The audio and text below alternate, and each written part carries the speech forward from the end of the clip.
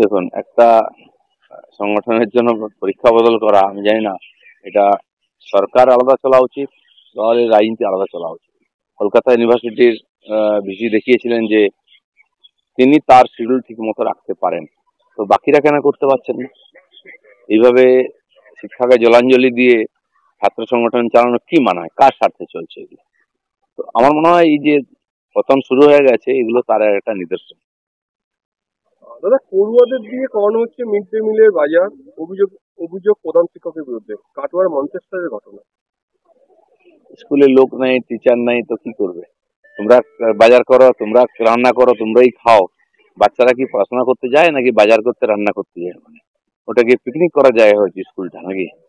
এগুলো দেখার দরকার আছে। পড়াশোনার কোনো পরিবেশই নেই স্কুলে। দাদা, বিহারে ইতিমধ্যে এসআইআর এর কাজ সম্পন্ন। চলছে ক্লেম ও অবজেকশনের দাখিলের প্রক্রিয়া। প্রক্রিয়া সম্পন্ন হতে বাকি 9 দিন। আর কেবল সিপিআই এর পক্ষ থেকে 9টি ক্লেম ও অবজেকশন করা হয়েছে।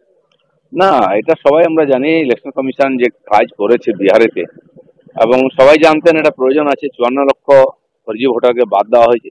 সব পার্টি সহযোগিতা করেছে, তারাও বিএলও পাঠিয়ে সহযোগিতা করেছে। খুব ভালোভাবে হয়েছে, সবাই স্বীকার করেছেন।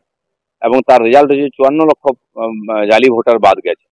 আর সেটা পশ্চিমবাংলার লোক আশা করছে এখানেই হবে। এখানে কোনো কমপ্লেন করার জায়গা নেই। খালি নাটক করছেন কিছু এই ধরনের আঞ্চলিক দল, যারা বাংলাদেশি ভোটারদেরকে ভোটার বানিয়ে ভোট জিতছেন, বিশেষ করে মমতা ব্যানার্জির মতন নেতারা। তাদেরই সমস্যা হচ্ছে। কিন্তু আমার মনে হয় যে বিহার যে উদাহরণ দেখিয়েছে না ইলেকশন কমিশন, সেটা সারা দেশে লাগু হবে। দাদা, জাতি শংসাপত্র পেতে ছুটছে কালঘাম। 2021 সাল থেকে বারবার আবেদনের পরেও মেলেনি সুরা। এমনই অভিযোগ শিলিগুড়ির ফাঁসিদেওয়া ব্লকের জয়ন্তিকা চা বাগানের শ্রমিকদের। শনিবার হ্যাঁ। এর আগে টিএমসির এমএলএরাই বারবার বিধানসভায় কমপ্লেন করেছেন যে এখানে কাস্ট সার্টিফিকেট পাওয়া যায় না। আমি জানি না কেন পাওয়া যায় না, পয়সা দিতে হবে নাকি সরকার চায় না। আর তারপর বিভিন্ন রকম লিটিগেশন, আইনি জটিলতা তৈরি হচ্ছে। যেমন ওবিসি নিয়ে হলো, মেডিকেল কলেজে যারা পরীক্ষা দিয়েছেন তাদের এডমিশন হচ্ছিল না, ক্লাস হচ্ছিল না। সরকার ইচ্ছা করে কিছু জটিলতা তৈরি করছে। তো রাজনৈতিক স্বার্থে করতে গিয়ে আগামী আমাদের ছেলে মেয়েদের ভবিষ্যৎকে এভাবে নষ্ট করা হচ্ছে।